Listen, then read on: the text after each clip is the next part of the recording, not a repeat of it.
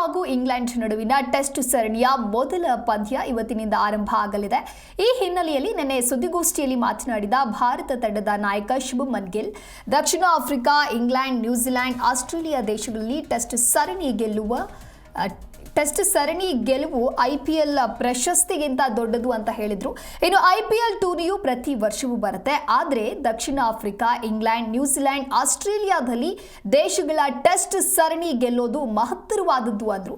ಇನ್ನು ಗಿಲ್ ನೇತೃತ್ವದ ತಂಡ ಇಂಗ್ಲೆಂಡ್ನಲ್ಲಿ ಕ್ರಿಕೆಟ್ ಆಡಿದ ಅನುಭವಿಗಳ ಕೊರತೆ ಹೊಂದಿದೆ ಎನ್ನುವ ಪ್ರಶ್ನೆಗೆ ಅವರು ವಿಚಲಿತರಾಗಲಿಲ್ಲ. ಬಹಳಷ್ಟು ಮಂದಿ ಅನುಭವಿ ತಂಡ ಅಂತ ಹೇಳಿದ್ದಾರೆ. ಆದರೆ ಅನೇಕ ಸಕಾರಾತ್ಮಕ ಅಂಶಗಳಿದ್ದು ನಮ್ಮ ಮೇಲೆ ಯಾವುದೇ ಒತ್ತಡ ಇಲ್ಲ. ಯಾಕೆ ಅಂದ್ರೆ ಎಲ್ಲ ಆಟಗಾರರು ನಿಜವಾಗಿಯೂ ಇಂಗ್ಲೆಂಡ್ ಪ್ರವಾಸ ಕೈಗೊಂಡಿಲ್ಲ ಎಂದರು. ಇನ್ನು ವಿರಾಟ್ ಕೊಹ್ಲಿ ನಿವೃತ್ತಿ ಬಳಿಕ ನಾನು ಸಹ 4ನೇ ಕ್ರಮಾಂಕದಲ್ಲಿ ಬ್ಯಾಟಿಂಗ್ ಮಾಡಲು ಇಚ್ಛಿಸಿದ್ದು, ಈ ಸಂಬಂಧ ಕೋಚ್ ಗೌತಮ್ ಗಂಭೀರ್ ಅವರೊಂದಿಗೆ ಮಾತುಕತೆಯನ್ನ ನಡೆಸಿರುವುದಾಗಿಯೂ ಕೂಡ ತಿಳಿಸಿದ್ದಾರೆ. ಐಪಿಎಲ್ ಟೂರ್ನಿ ವೇಳೆಯಲ್ಲಿ ವಿರಾಟ್ ಕೊಹ್ಲಿ ಮತ್ತು ರೋಹಿತ್ ಶರ್ಮಾ ಅವರನ್ನ ಭೇಟಿಯಾಗಿದ್ದು, ವಿಶೇಷವಾಗಿ ಇಂಗ್ಲೆಂಡ್ನಲ್ಲಿ ನಾವು ಎದುರಿಸಬಹುದಾದ ಕೆಲವು ಸವಾಲುಗಳ ಬಗ್ಗೆ ಅವರಿಂದ ಮಾಹಿತಿ ಪಡೆದಿರುವುದಾಗಿ ಹೇಳಿದ್ರು. ತಂಡದಲ್ಲಿ ಸುರಕ್ಷಿತ ವಾತಾವರಣವನ್ನ ಸೃಷ್ಟಿಸಲು ಪ್ರಯತ್ನಿಸುತ್ತೇನೆ ಅನ್ನೋದಾಗಿಯೂ ಕೂಡ ಗಿಲ್ ಹೇಳಿದ್ದಾರೆ.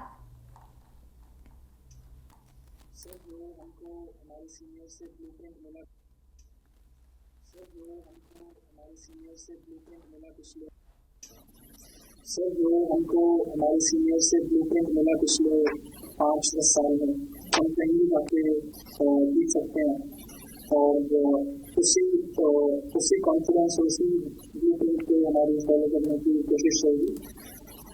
और विजन जैसा कि मैंने बोला कि अगर टीम में आपका एनवायरनमेंट बहुत ही अच्छा, प्लेयर्स बहुत सिक्योर और कॉन्फिडेंस फील करते हैं और उनको पता है कि उनका रोल क्या है, खुद का रोल, तो वो एक एनवायरनमेंट हम टीम में क्रिएट करना चाहते हैं.